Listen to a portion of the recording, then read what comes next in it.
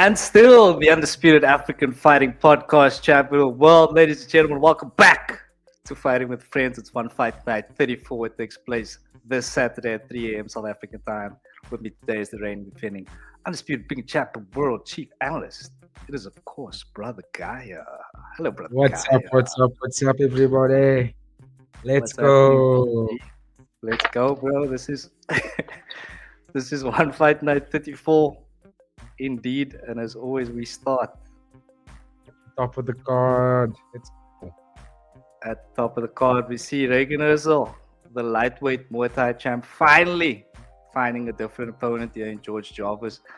The champion is 32 years old. His record in one championship is 12-1-0. He's got 3 wins by KO, and the last time out he beat Alexis Nicola by unanimous decision.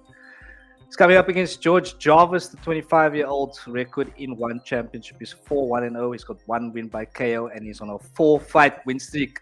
Last time out, he beat Hussein Chafi by unanimous decision. So, BG, new competition here for the champion. Yeah. Is it going to be a different result, or is it going to be another, routine performance for the champion? Good question. I mean, it's a very fascinating bout to have, like you mentioned, because it's a different opponent for Regan Eersel, but also a very game opponent. When George Jarvis entered the one championship, he made it clear what he wants to do. He wants to take on Regan Eersel for the title. He's been asking for it. He got his contract, went on a 4-fight win streak, taking out some very good fighters. And now that he's got the challenge, I think he's really hyped. It's very game. I think it's going to be a fun fight. Personally, I feel like I can go one of two ways here. One, it either goes George Jarvis goes in there and brings a fire out of Regan Eersel, because there's no longer big gloves, right? It's the 4-ounce gloves for Regan Eersel. So it's going to be one of those back and forth. He might even rock Regan Eersel down because unit is intense. He puts the pace, he hits hard, he's got the stuff, right? I could either go that way, but he would still lose the fight. Or, second way, Regan Eersel just outclasses him for 5 rounds and beats him up in unanimous decision, or actually gets him out of the end of round 2. That's how I see it. Either a very dominant performance from Regan Eersel, where like a vicious KO of some sorts, or it will be a war and George Jarvis brings out that fire out of Regan Eersel, and then maybe 4th round, 5th round, Regan Eersel, asserts his dominance. That's how I see the fight going. Regan Eersel's taller. He's in the prime of his career, 29, 30 years old, so he's like, he's really boosting, and I think that the most weight against Alexis Nicola in his last fight could be like a bit of an asterisk to his name, right? That's why he got stripped of the title. But he still fought brilliantly. Like, he still fought like the champion that we know he is. I mean, he's only defeated once in his career, at one championship with a lot of fights, and no one in the lightweight Muay Thai was able to take him out. You know what I mean? I'm trying to think, what is George Jarvis going to do differently besides being a very vibrant, young 25-year-old that's just, full of adrenaline. Apart from that, like skill-wise, what is he going to do different from the other guys that's going to be able to beat Regan Eersel? Because Eersel is very good, right? He can put the pace on you. He uses his range really well. His combinations are brilliant. He fights off high kicks, jumping knees, fights off his jab really well, gets him to boxing range. I just feel like that's why I said it's going to go one of two ways for me. It's either going to be an all-out war and Regan Eersel still wins the fight, or it goes out, Eersel just beats him up after round 2. Like, you can see, like, okay, I got this kid now. Round 2, round 3, you'll probably get a finish. That's how I see the fight playing out. Yeah, I mean, it's a very interesting point that you make there about the lighter gloves now, VG, because, I mean, his last 3 fights have all been kickboxing fights against the same opponent. And before that, he beat Dmitry Meshinov by first round knockout. So, people forget, man, with the lighter gloves. So, Regan Eersel does carry the power. So, yeah, I'm probably looking for a knockout here. Like you said, I think he does have the skill set. I think he's better than George Jarvis, and I think with that lighter gloves, he's going to find that chin. And for me, I got Regan Eersel by KO here, bro. That's a very that's a very likely outcome. But yeah, of course, we encourage our viewers to always let us know their thoughts in the comments, who you got here and why. BG, any final thoughts on this one, bro? Yeah. I just want to quickly correct myself. Regan Eersel is not in his 20s. He's in his 32 years old, which I still think is very much a prime state for a fighter. But let's not completely discourage George Jarvis. He's on a 4-fight win streak, and he also took out some very good names.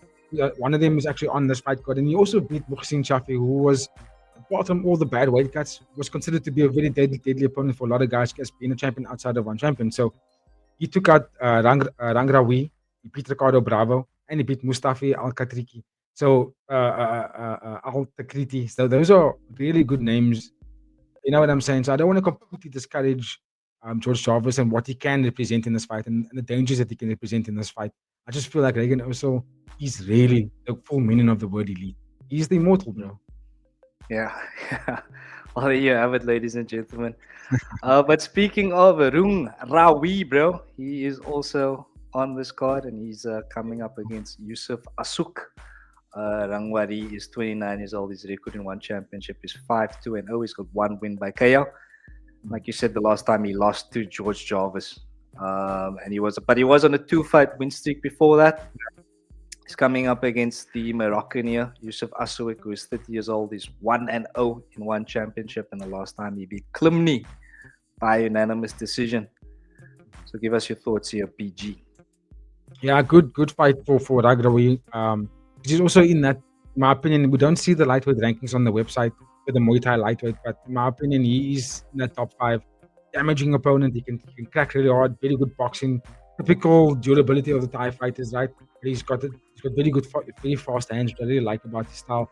I mean, if you look at his losses, he only lost to George Jarvis and Dmitry Menshikov, who was also, Dmitry Menshikov at the time was considered to be top class until Regian also took him out. Nazwi Trujillo was another guy. So he's fought some really good names, right? You and I watched Youssef Assouik fight against Sun Summit and me. That fight, both of us left that fight going, how did he win the fight? You know what I mean? You can remember, I think he dropped in me in the first round, but then round 2, round 3, me just went at him and had him on the back foot.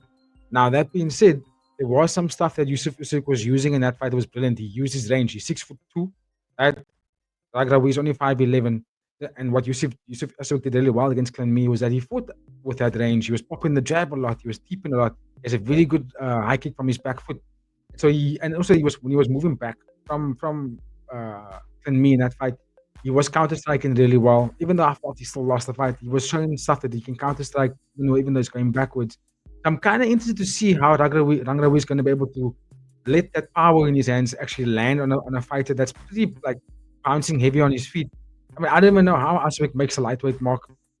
And my memory serves me well. Lightweight in one championship isn't 155. I think it's 170, 165, 170. So Assouik is a big dude.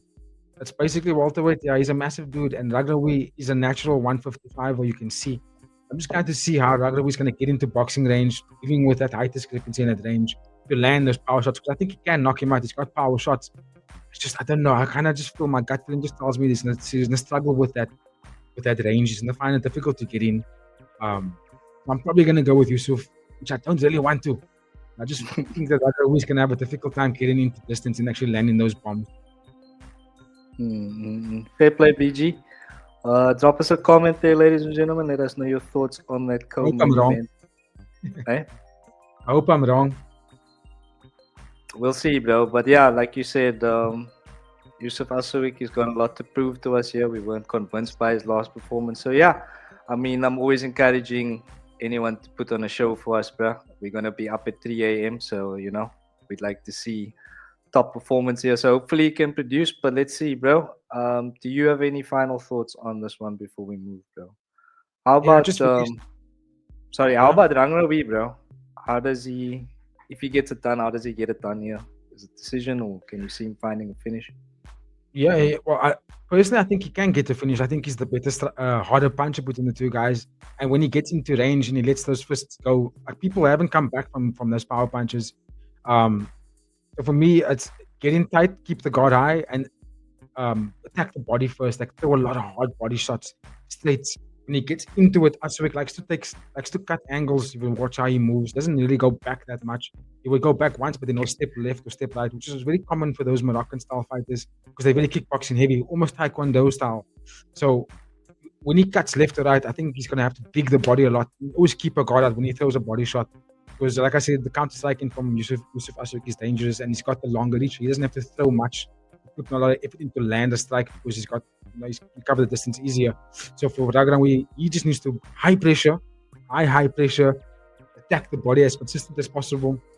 Then Assouik is definitely going to bring that hands down, and then he can land something hard like an over and left or a hook to the head.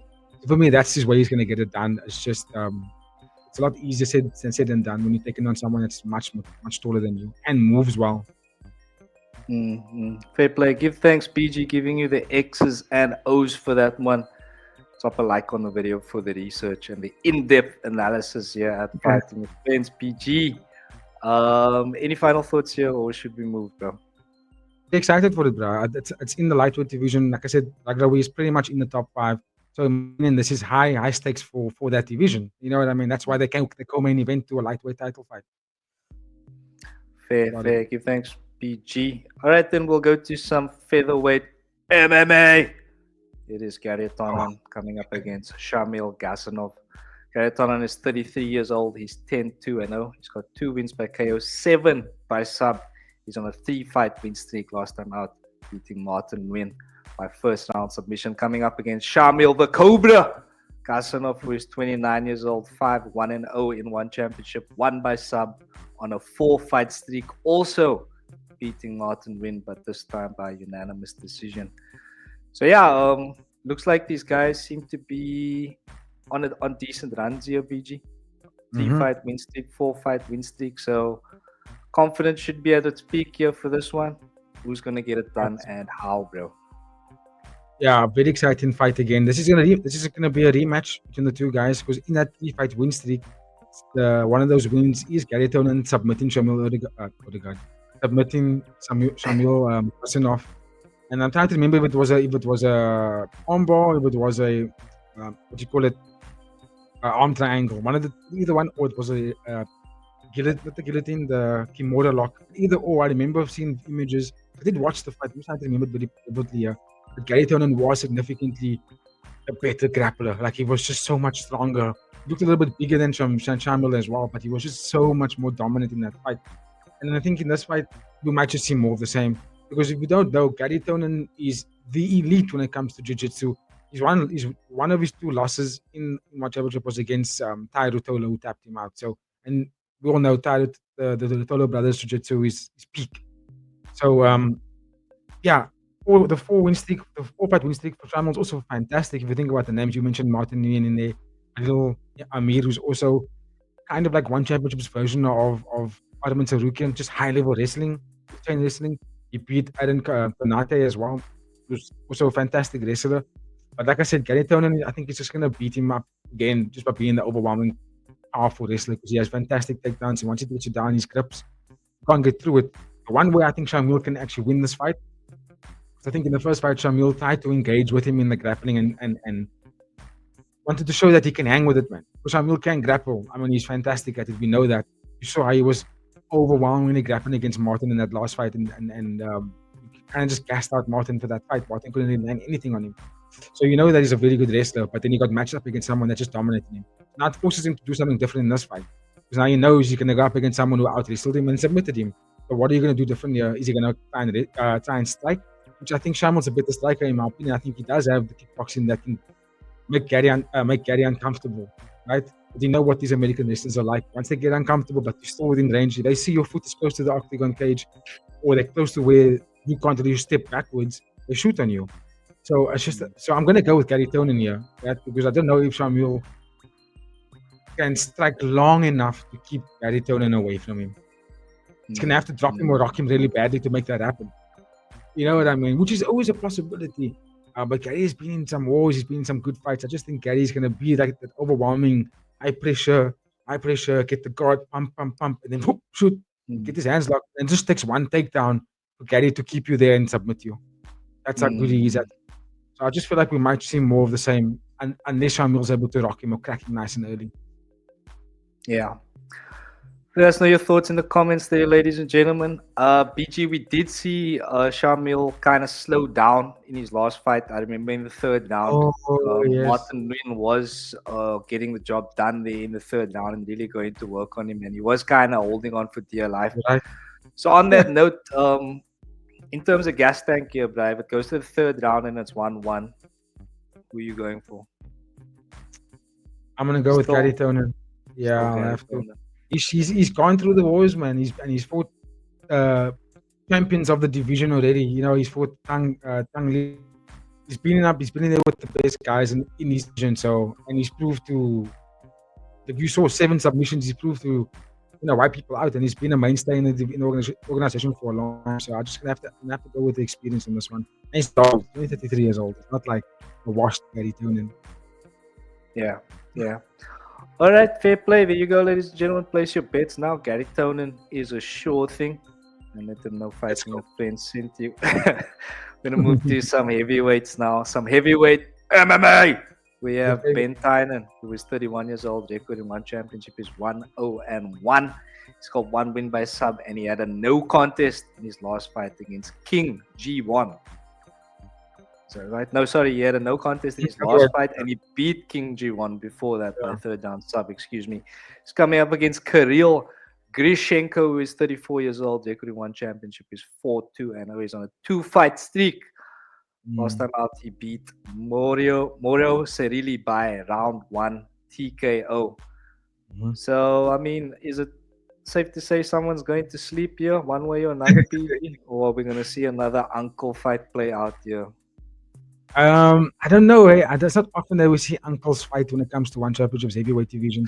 The guys are going out there and they're all blasting each other in the first round. And I don't think I can remember recently we saw a heavyweight fight that was like drunk uncles at the wedding fighting into third round decisions. I think the last one I saw that was Checha and Ragrak, but they were swinging for the fences and neither one of them was able to knock each other out.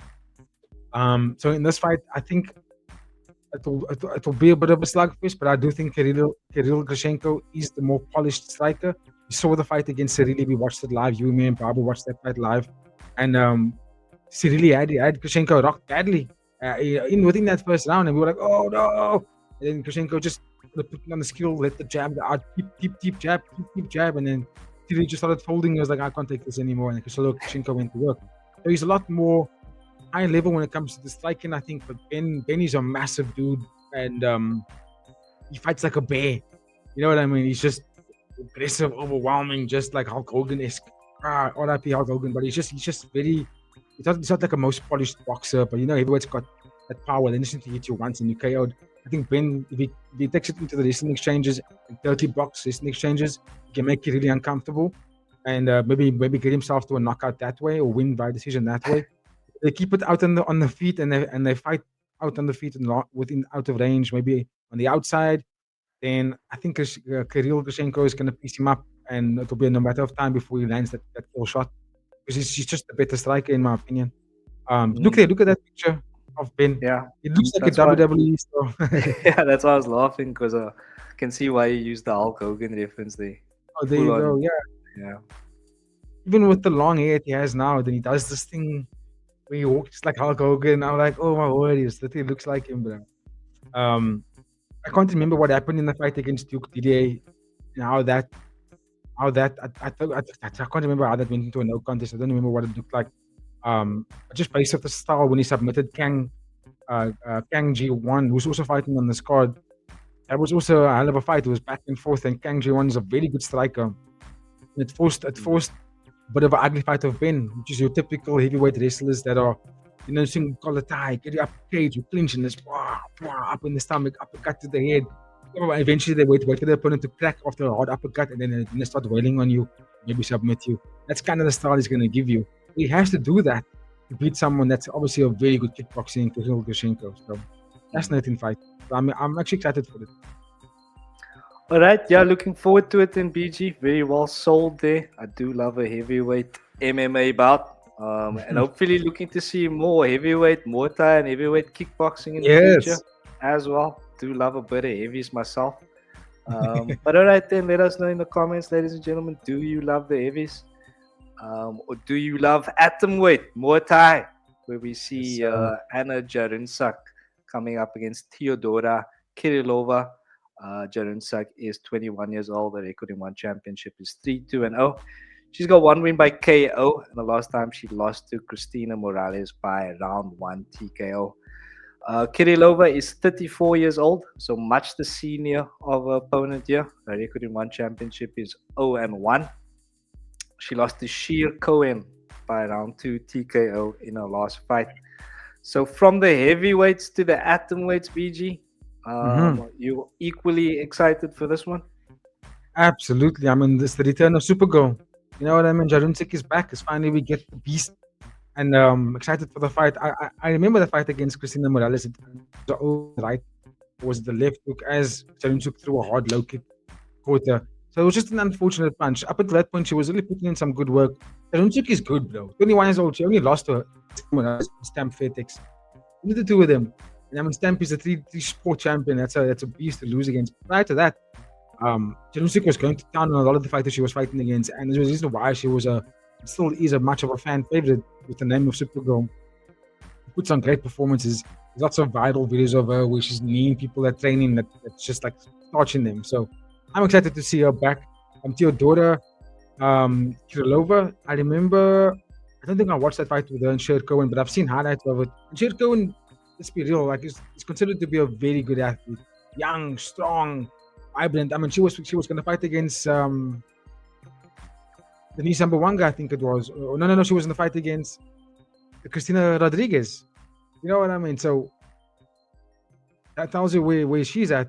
But I still think that Jaroonsak is going to win this fight. I believe she's the better, more well-rounded athlete. She's young, she's fun, she's devastating in the clinch. She's good with that left hand. She's good with the overhand. Her boxing's fantastic. Good tips.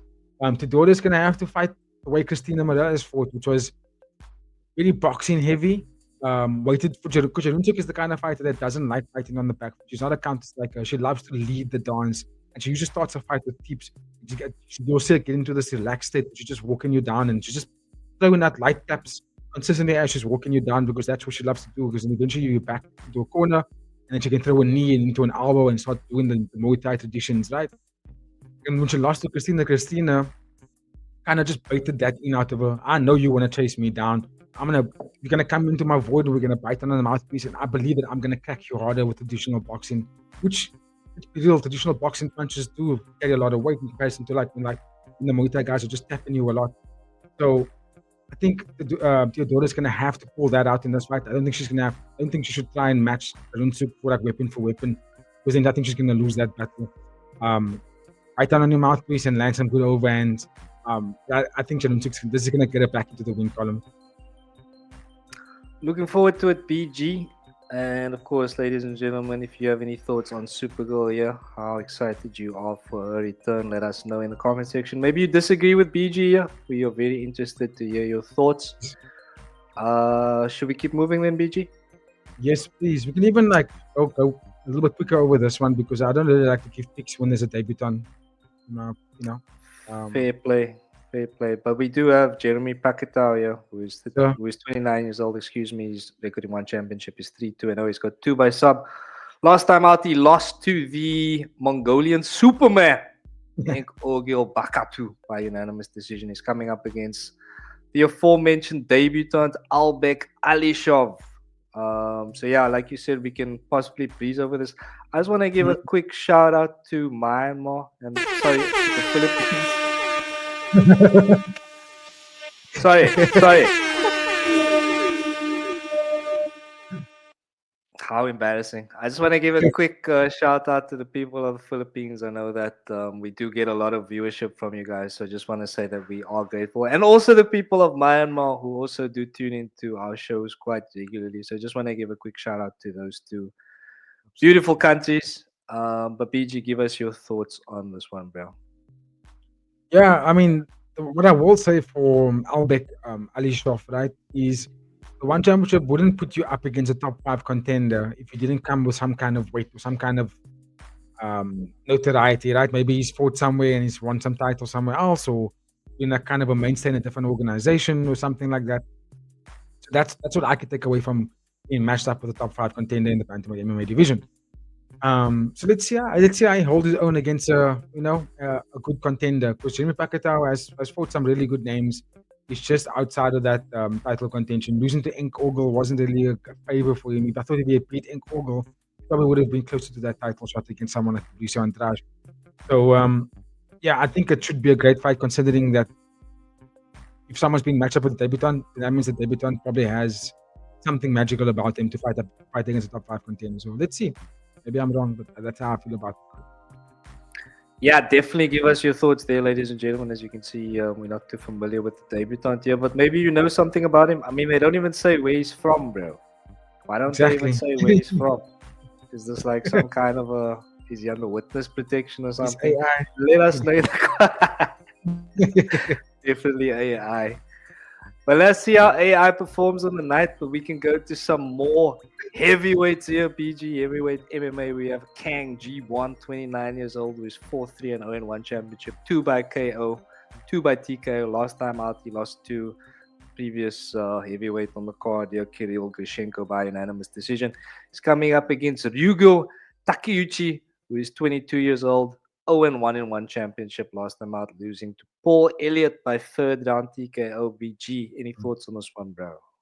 Yeah, I think this is going to be a fantastic rock'em sock'em kind of fight because both guys love to strike.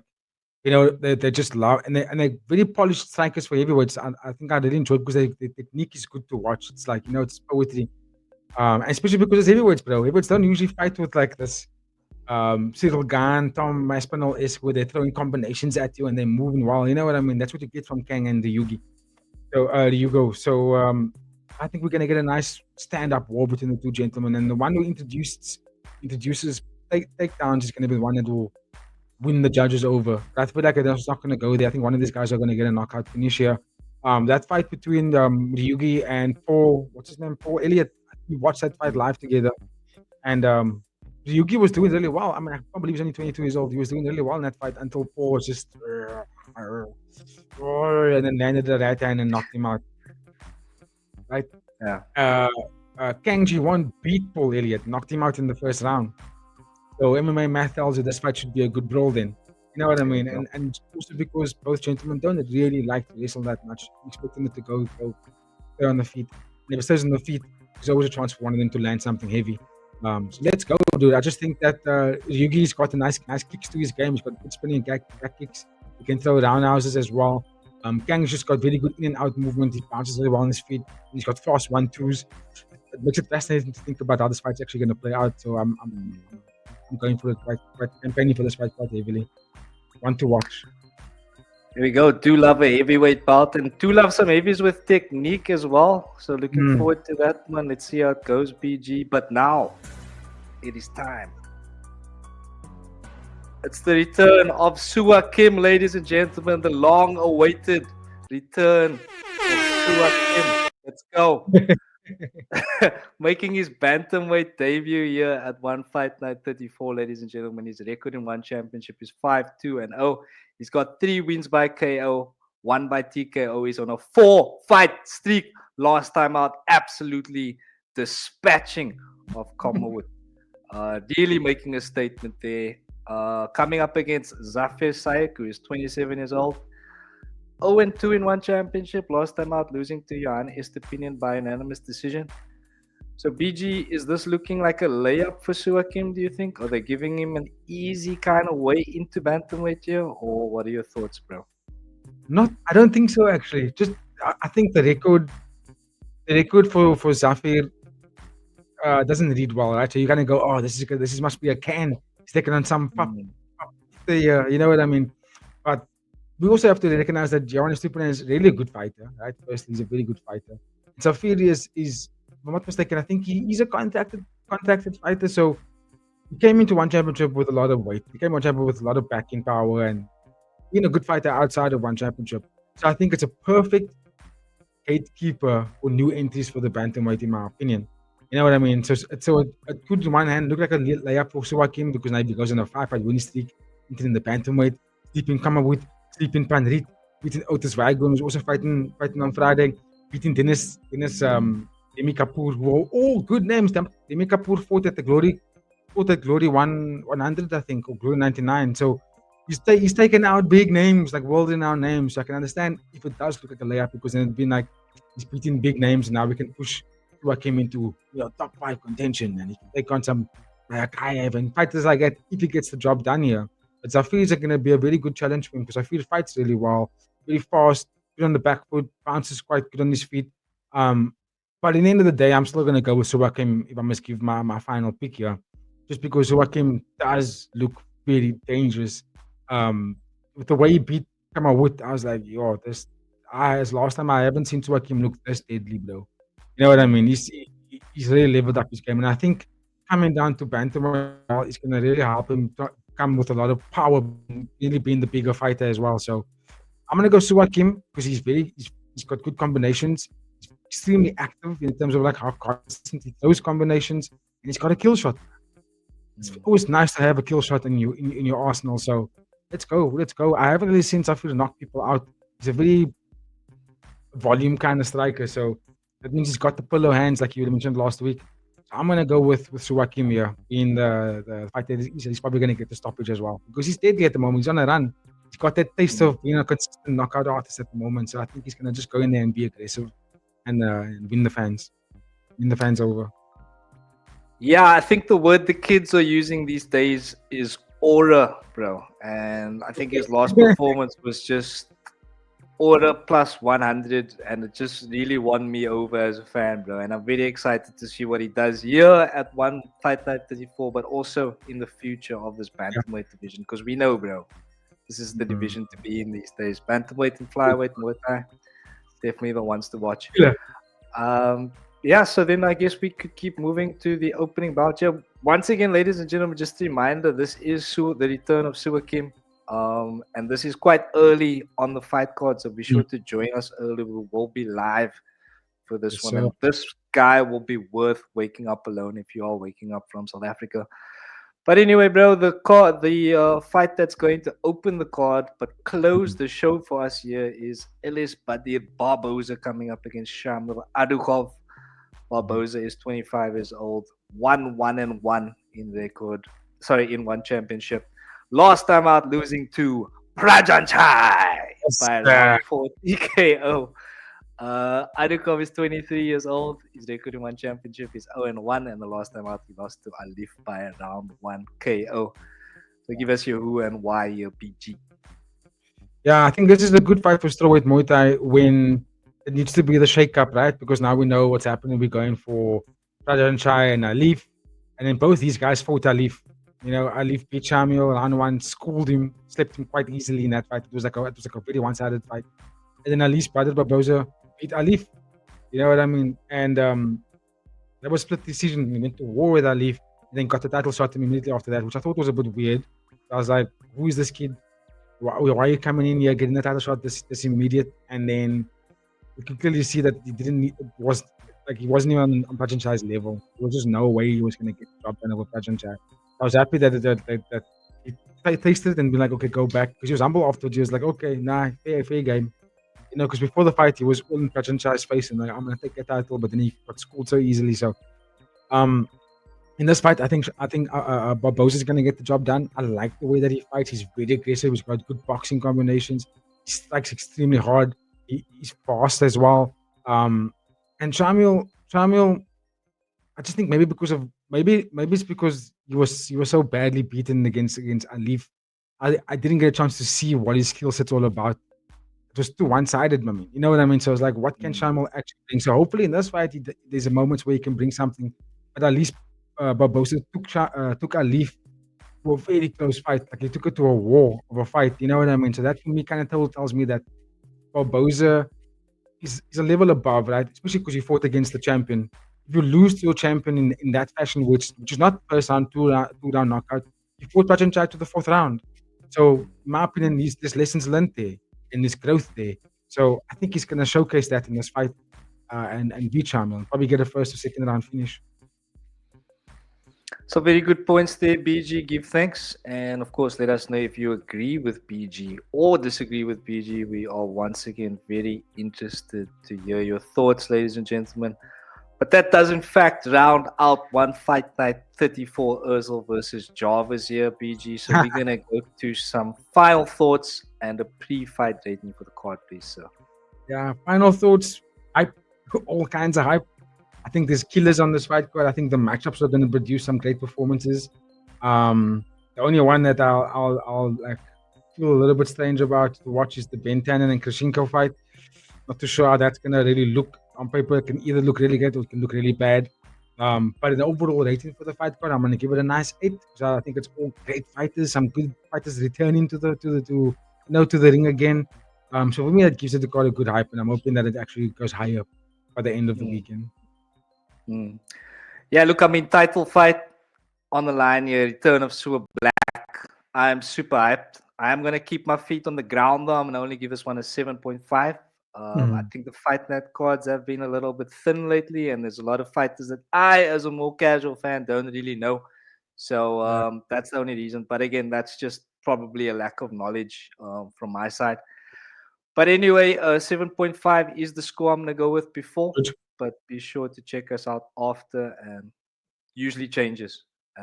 PG, anything to say to the people before we sign off here, bro? Just love with love. I think I just want to encourage people to join the lives, get involved with our banter when we do it this weekend. We might even do one on Friday as well for the Friday Fight Squad. I don't know. We'll let you know how we feel. I think I'll speak to you about it on off camera 80. There's a chance we might do back to backs. And then yeah, just tune in. I know you watch the fights. There's a lot of you guys that follow our content. We see the numbers. We see that you're all there. Give us your thoughts. Don't just like. Don't just subscribe. Don't just view. Give us your opinions as well. This is what it's all about. At the end of the day, we fans, you fans. You know, get involved in that banter with us. Yeah. Yeah, we are. I mean, we are trying to build a community here, ladies and gentlemen, of fight fans. I mean, we had some guy. What was his name again? Just the Universe. Something universe, yeah. The Yeah, universe we creates. had someone join the stream last time to tell us about why Michael Jordan fans are the worst sports fan in the world. So anything can happen on the live stream. So be sure to check it out, ladies and gentlemen. Most Yeah. importantly, thank you so much for watching. Please like, share, I watch your subscribe. podcast every day. Joe Rogan. Watch the podcast every day, Joe Rogan. But just thank you again so much, everyone, for watching. And I think that we are just about ready to get out of here, BG. Sure. So Yes, see you later, everyone. Goodbye.